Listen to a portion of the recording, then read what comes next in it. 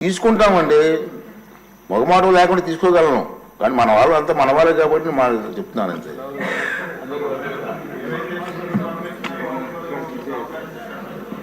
Signature ఉన్న వాళ్ళకి ఇస్తారు కాదంటే, సిగ్నేచర్ లేని వాళ్ళు కూడా 10 మంది వస్తే నాకున్నది 1 అవర్ టైం, అయినా సరే 2 అవర్స్ ఇస్తున్నాను టైము. అవును సార్, క్వశ్చన్ అవర్ ప్రతిరోజు దాదాపు 2 గంటలు జరుగుతుంది సార్. అది మీరు చైర్లో ఉన్న పెద్ద మనసుతోటి మీరు కొత్తగా ఎన్నికైన శాసనసభ్యులకి మీరు అవకాశం కల్పిస్తున్నారు. కానీ క్వశ్చన్ అవర్లో ఖచ్చితంగా సప్లిమెంటరీస్ మాత్రం 1-2 కన్నా ఎక్కువ అడిగినా కూడా మంత్రులు కూడా కొంచెం ఇబ్బందిగా ఉంటుంది సార్, ఎందుకంటే సమాచారం అందుబాటులో ఉండదు. అది కూడా ఇన్ఫర్మేషన్ ఉండాలి కదా. సభ్యులందరూ కూడా ఆ విధంగా మీకు సహకరించాలి సార్. తప్పకుండా from our side will definitely come to your aid sir. Thank you madam. మీరమ్మా, మీరు కాదు, మీరు రెడ్డప్ప. అదే అధ్యక్ష, ధన్యవాదాలు అధ్యక్ష. రెడ్డప్ప అంటే అర్థమైపోద్ది. ముగ్గురు మాధవీలు ఉన్నాం అధ్యక్ష ఈసారి. ఓకే. లోకం మాధవి గారు, రెడ్డప్ప గారి మాధవి గారు, గుంటూరు మాధవి గారు వెస్ట్. ఓకే, థ్యాంక్ యూ అధ్యక్ష.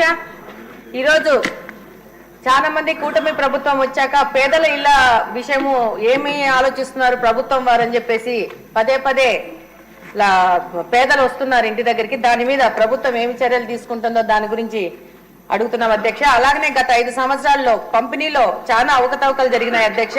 మా దృష్టికి వచ్చిన విషయం ఏంటంటే, ఇళ్ల స్థలాలు ఎవరికి ఇచ్చారో లబ్ధిదారులకు తెలియని పరిస్థితిలో లాస్ట్ 5 సంవత్సరాలు ఇళ్ల పంపిణీ జరిగింది అధ్యక్ష. చాలా మంది ఇప్పుడు ఇల్లులు కావాలని వస్తే వాళ్ళ ఆధార్ కార్డు నెంబర్లు నొక్కితే వాళ్ళకి ఆల్రెడీ ఇల్లులు శాంక్షన్ అయిపోయినట్టు దాంట్లో వస్తా ఉంది అధ్యక్ష. దాని పరిస్థితి ఏందని మంత్రి వారిని అడుగుతున్నాను అధ్యక్ష. అలాగనే ఈరోజు ఇళ్ల స్థలాలు ఇచ్చి దాంట్లో బేస్మెంట్ వరకు కట్టి, ఆ బేస్మెంట్ కట్టడానికి అప్పుడున్న కార్పొరేటర్లు, అప్పుడున్న వైసీపీ నాయకులు, సచివాలయ సిబ్బంది కొల్లుడయ్యి ఇల్లులు కట్టిన పరిస్థితి ఏర్పడింది అధ్యక్ష. ఇక ఫర్దర్ బేస్మెంట్ అయిపోయినాక పైన ఇల్లు కట్టామంటే వాళ్ళకి ఆర్థిక స్థితులు సహకరించడం లేదు. దాని మీద మంత్రి వారు ఏమి ఆలోచన చేస్తారని అడుగుతున్నాను అధ్యక్ష. అలాగనే ఒక్క సర్వే నెంబర్ లో 2-3 ఇల్లులు ఇచ్చిన సందర్భాలు ఉన్నాయి. వాళ్ళు మా ఇల్లు ఎవరు ఆక్యుపై చేసుకున్నారని చెప్పి వస్తున్నారు. అక్కడ చూస్తే ఆ సర్వే నెంబర్ మీద ప్రభుత్వం వారే 2-3 వ్యక్తులకి ఇల్లులు ఇచ్చిన సందర్భాలు ఉన్నాయి. దాని మీద ఏం యాక్షన్ తీసుకుంటున్నారని మంత్రి గారిని అడుగుతున్నాను అధ్యక్ష.